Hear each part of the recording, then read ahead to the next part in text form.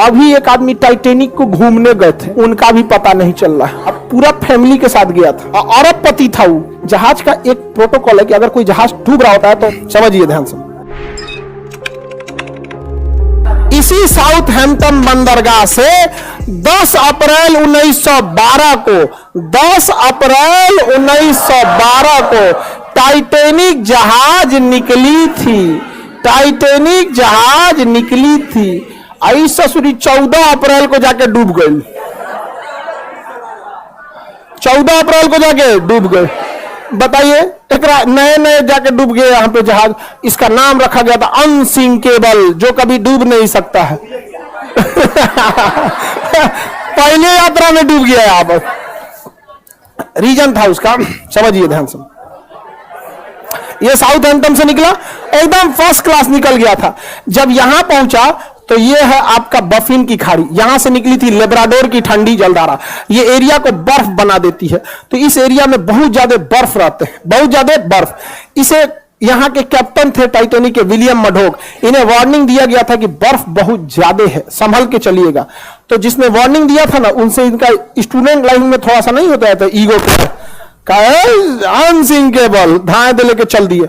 मौसम धुंधला था, उस समय रडार नहीं हुआ करते थे। रडार ना होने की वजह से विजुअल अप्रोच करना पड़ता था, दूरबीन से देखना पड़ता था कहीं बर्फ तो नहीं है। अचानक से इन लोग को धुंधला धुंधला दिखा, देखा ध्यान से कि बाप रे बाप, बर्फ है। बर्फ, बर्फ की खासियत है जितना दिखता है उससे 9 गुना नीचे होता है। बर्फ का दिखने वाला भाग 1/10 और अंदर रहता है 9/10, यानी 10 भाग में 1 भाग दिखता है और 10 भाग में 9 भाग अंदर है।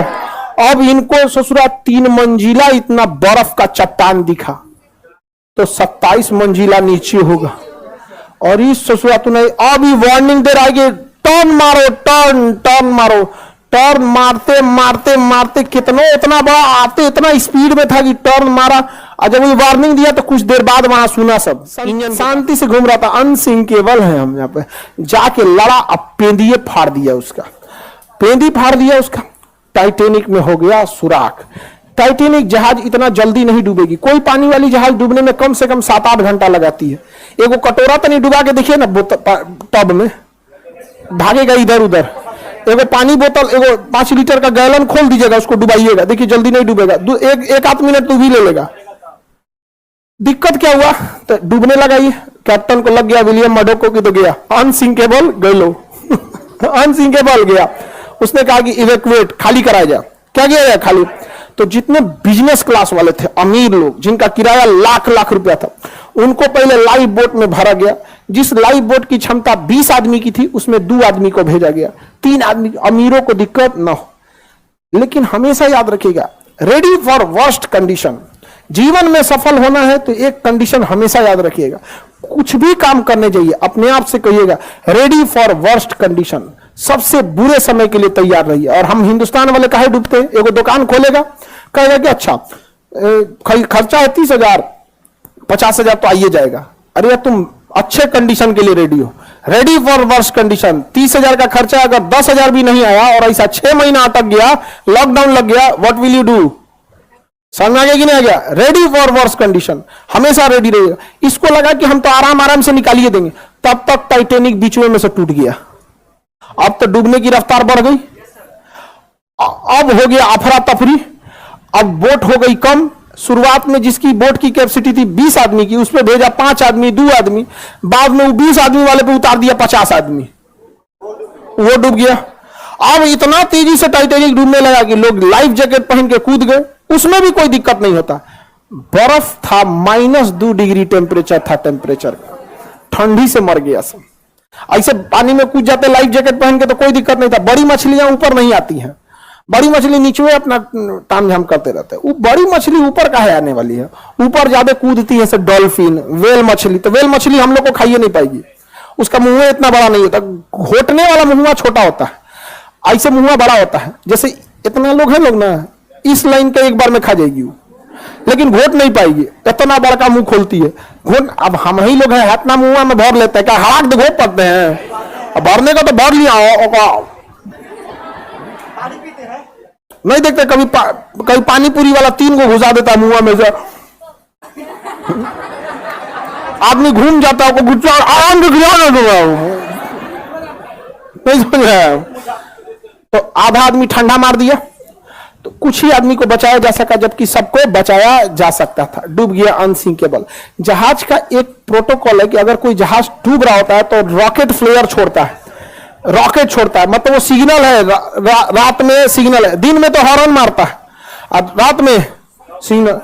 बगल से एक ब्राजील का जहाज गुजर रहा था, लगभग 80 से 100 किलोमीटर की दूरी पे था, गुजर रहा है। उसको लगा कि लोग पार्टी मना रहे हैं, रॉकेट छोड़ के पार्टी मना रहे हैं, छोड़ के चल दिया वहां पे। टाइटैनिक की कहानी खत्म। अभी एक आदमी टाइटैनिक को घूमने गए थे कि देखे कहां डूबल है, उनका भी पता नहीं चल रहा। अब पूरा फैमिली के साथ गया था, और अरबपति था वो। छोट मोट का तो छोट मोट आदमी घूमने के नाम पे ननिहाल चल जाता, नहीं समझा? और कौन चीज आएगा वहां? अरबपति तो गए थे टाइटैनिक देखे। जा टाइटैनिक देखने, बहुत खतरनाक है यहाँ पे टाइटैनिक जहाज, एक से एक रहता, कई जहाज गई। इसी में कोस्टा कॉन्कॉर्डिया एक जहाज था जो यहाँ पे था इंग्लैंड के पास, वो भी डूब गया। कोस्टा कॉन्कॉर्डिया, कोस्टा कॉन्कॉर्डिया बहुत बड़ा जहाज था, टाइटैनिक से भी बड़ा। अब उसमें जो डांसर थी ना, डांसर नचनिया, तो जो उसमें डांस कर रही थी, कैप्टन को पसंद आ गई। बस कैप्टन क्या किया ना, उस रास्ते में मोड़ लिया जहां पे गहराई कम थी। आई करी कि इधर चलिए ना, यहां तो अच्छा पहाड़ दिख रहा है, कितना बीच समुद्रों में कुछ दिखबे नहीं करता है, और उब जाइएगा। हवाई जहाज में हाइट पे जाने के बाद उब जाए, कुछ नहीं दिख रहा है, इधर भी नीला, उधर उधर, नीचे कुछ दिखबे नहीं करेगा, बादल आ चुका रहेगा, उब जाएगा। अरे यार क्या लेके चला है, अब उतार दो। शुरुआत में ठीक लगता है कि दिखता है, अरे घर, स्टेडियम, अरे बाप रे बाप, कटोरा कौन चीज है, ये तो फुटबॉल का मैदान है, समझ में आ गया कि नहीं आ गया? अब यही सब समझ में आता है। ज्यादा उड़ जाए कुछ दिखबे नहीं करेगा। अब पानी वाली जहाज में भी किनारे रहिएगा, दिखेगा अरे मुंबई शहर, वो कौन सा है, अरे मुंबई वो पूना दिख रहा है क्या, ऐसे। अब बीचों में घुस जाएंगे तो कुछ नहीं, ऊपर आसमान, नीचे पानी, चारों ओर वही, कुछ पता नहीं चले।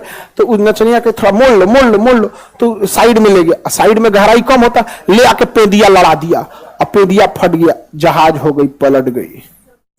सारे लोग, इतना करोड़ों का लॉस हुआ जिसका कोई हद नहीं। कप्तान को हो गया जेल। कप्तान को क्या हो गया? इसलिए इससे क्या सीखे आप?